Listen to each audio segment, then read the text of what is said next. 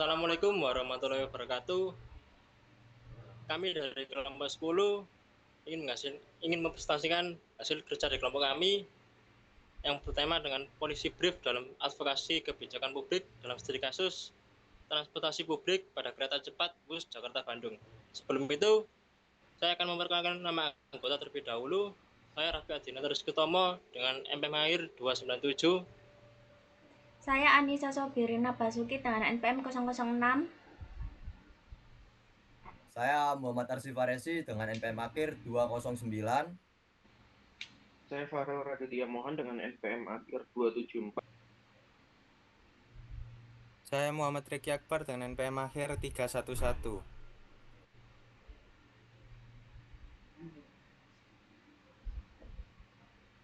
Yang pertama terkait dengan pendahuluan. Di sini polisi brief adalah sebuah dokumen singkat yang mana berfungsi sebagai alat komunikasi kebijakan. Di sini menjelaskan memilih suatu alternatif kebijakan yang memberikan argumen untuk mendukung dan bertujuan untuk meyakinkan audien agar bertindak. Dalam studi kasus transportasi publik, Presiden Jokowi meresmikan kereta cepat Indonesia pada 2 Oktober 2023. Proyek ini kerjasama antara Indonesia dengan Cina yang mana menghubungkan Jakarta dan Bandung yang memangkas waktu dari berjam-jam sampai sekitar 45 menit. Kereta ini menjadi moda transportasi tercepat untuk jarak jauh sekaligus menghubungkan dua kota besar ekonomi yang maju.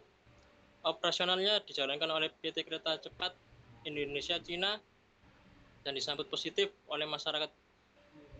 Keberhasilan kereta cepat ini tidak hanya bergantung pada kecepatan perjalanan, tapi juga pada integrasi antar moda, efisiensi operasional. Praktik Jepang dan Cina bisa menjadikan referensi bagi pengelolaan WUS agar lebih efektif dan berkelanjutan secara finansial. Selanjutnya terkait dengan landasan teori. Oke, jadi selanjutnya adalah bab landasan teori yang dimana ada dua teori, yaitu yang pertama teori kebijakan publik. Teori kebijakan publik sendiri itu sangat relevan dengan pembahasan kereta cepat WUS karena pembangunan dan pengoperasian moda transportasi tersebut merupakan bagian dari kebijakan pemerintah dalam meningkatkan kualitas transportasi nasional. Kehadiran WUS diharapkan dapat mengurangi waktu tempuh perjalanan, meningkatkan konektivitas antar wilayah, serta mendukung pertumbuhan ekonomi. Terus untuk teori yang kedua yaitu teori transportasi berkelanjutan atau Sustainable Transportation Theory. Transportasi berkelanjutan merupakan konsep transportasi yang dikembangkan untuk memenuhi kebutuhan mobilitas masyarakat saat ini tanpa mengurangi kemampuan generasi mendatang dalam memenuhi kebutuhannya. Konsep ini menekankan pentingnya keseimbangan antara aspek ekonomi, sosial, dan lingkungan dalam penyelenggaraan sistem transportasi.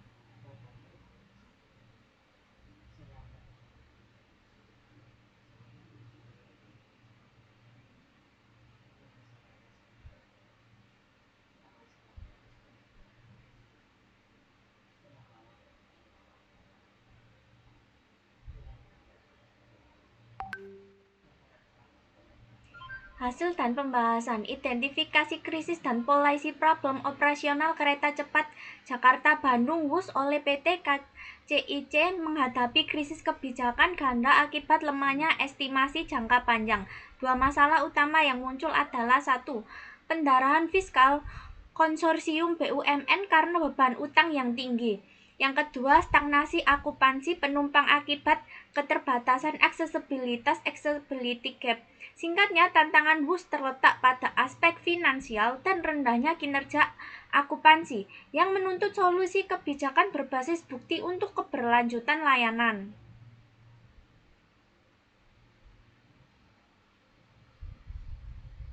Hasil dan pembahasan 1. Krisis finansial, anomali perencanaan anggaran dan kerugian BUMN, di mana beban utang pokok dan lonjakan bunga, di mana kompensasi pendanaan yang mengandalkan pinjaman luar negeri dari China Development Bank sebesar 75%, menyisakan utang pokok proyek yang sangat fantastis, yaitu mencapai 81,3 triliun.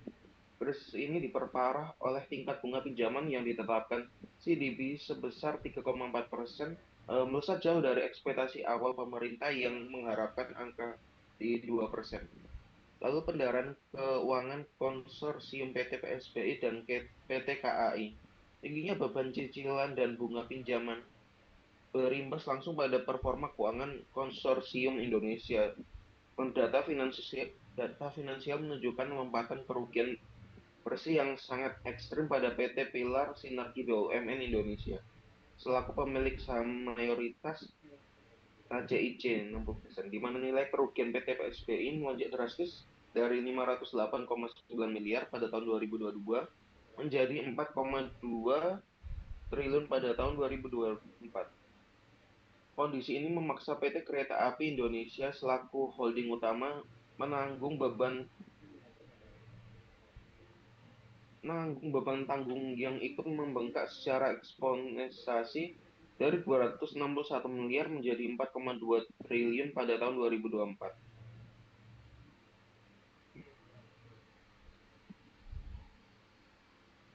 Satu, krisis operasional. Stagnasi tren penumpang. Dimensi krisis kedua terletak pada ketidakmampuan manajemen operasional dalam mengejar target pendapatan komersial dari tiket. Menurut teori transportasi berkelanjutan oleh Becky Pengilo dan Kaho Choi, indikator keberhasilan moda transportasi publik tidak hanya bertumpu pada kecepatan mekanis, melainkan pada aspek aksesibilitas yang inklusif dan kemudahan perpindahan penumpang melalui integrasi antar moda yang solid. Implementasi di lapangan menunjukkan bahwa WUS masih gagal merangsang perpindahan pasar secara masif dari penggunaan kendaraan pribadi.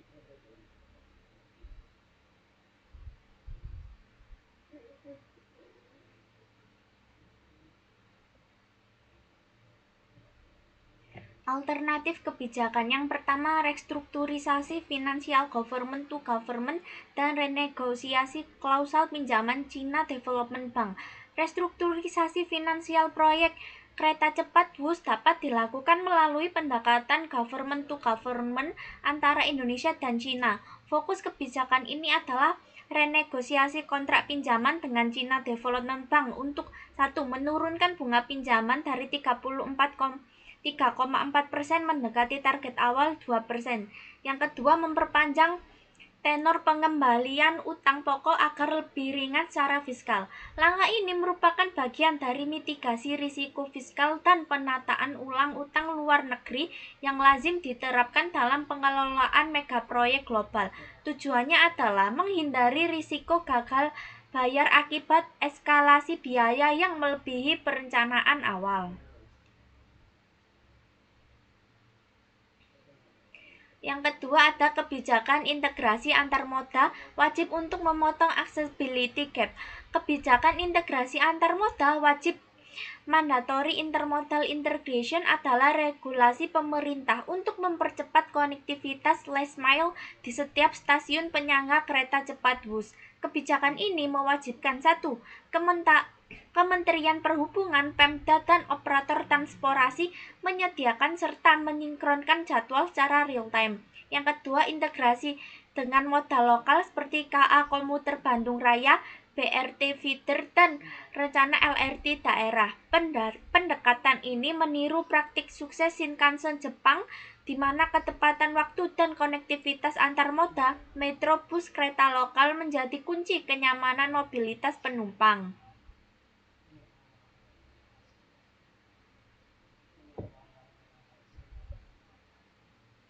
Kemudian, untuk alternatif kebijakan selanjutnya, percepatan komersialisasi kawasan berbasis Transit Oriented Development atau TOD bersama sektor swasta. Alternatif kebijakan untuk kereta cepat WUS adalah mengubah orientasi model bisnis PT KCIC agar tidak hanya bergantung pada pendapatan tiket. Strateginya melalui percepatan komersialisasi kawasan berbasis Transit Oriented Development dengan pertama, kemudahan regulasi tata ruang dan kepastian hukum zonasi. Yang kedua, insentif fiskal untuk menarik investor swasta murni. Yang ketiga, pengembangan pusat ekonomi baru di sekitar stasiun penunjang. Model ini meniru kesuksesan kereta cepat di Tiongkok, di mana TOD mampu meningkatkan aktivitas ekonomi sekaligus menjamin pendapatan non-tiket jangka panjang. Kemudian, implementasi skema subsidi silang melalui diversifikasi layanan logistik ekspres, pemanfaatan jalur kereta cepat WUS di luar jam sibuk penumpang dapat diarahkan untuk membuka lini bisnis baru berupa layanan kargo dan logistik ekspres bernilai tinggi. Kebijakan ini menggunakan mekanisme subsidi silang atau cross subsidi, di mana keuntungan dari sektor logistik dialokasikan untuk yang pertama menopang biaya operasional kereta penumpang, yang kedua menstabilkan harga tiket agar tetap terjangkau bagi masyarakat.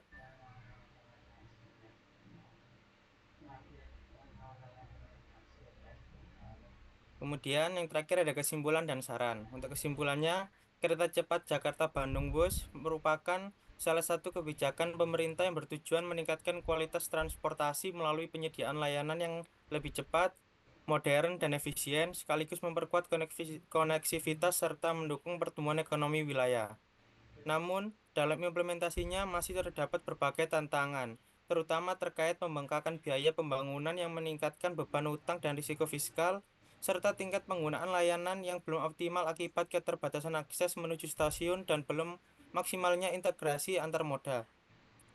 Hasil analisis menunjukkan bahwa permasalahan finansial dan operasional tersebut saling berkaitan sehingga berpengaruh terhadap keberlanjutan proyek. Oleh karena itu, diperlukan upaya perbaikan melalui penguatan pengelolaan keuangan, peningkatan aksesibilitas, dan optimalisasi layanan transportasi agar WUS dapat memberikan manfaat yang lebih maksimal bagi masyarakat dan mendukung terwujudnya sistem transportasi yang berkelanjutan. Untuk sarannya sendiri, yang pertama, pemerintah perlu melakukan penguatan pengawasan dan evaluasi terhadap pengelolaan pembiayaan proyek agar risiko fiskal yang ditimbulkan dapat diminimalkan serta tidak memberikan beban yang berlebihan terhadap keuangan negara. Yang kedua, PT KCIC bersama pemerintah pusat dan pemerintah daerah perlu mempercepat integrasi antar moda transportasi, terutama melalui penyediaan transportasi penghubung atau feeder yang memadai sehingga akses masyarakat menuju stasiun menjadi lebih mudah dan efisien. Yang ketiga, pengembangan kawasan berbasis Transit Oriented Development atau TOD di sekitar stasiun perlu dipercepat guna meningkatkan aktivitas ekonomi, menarik minat masyarakat menggunakan transportasi publik, serta menciptakan sumber pendapatan tambahan bagi pengelola. Yang keempat, PT KCIC perlu melakukan diversifikasi sumber pendapatan melalui pengembangan sektor bisnis non-tiket seperti layanan logistik, memanfaatkan area komersial, dan kerjasama investasi dengan pihak swasta untuk mendukung keberlanjutan operasional perusahaan. Dan yang kelima, yang terakhir, penelitian dan evaluasi secara berkala perlu terus dilakukan untuk mengukur dampak kebijakan kereta cepat WUS terhadap mobilitas masyarakat, pertumbuhan ekonomi, serta efektivitas penggunaan anggaran publik.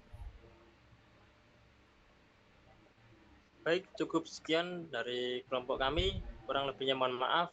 Wassalamualaikum warahmatullahi wabarakatuh.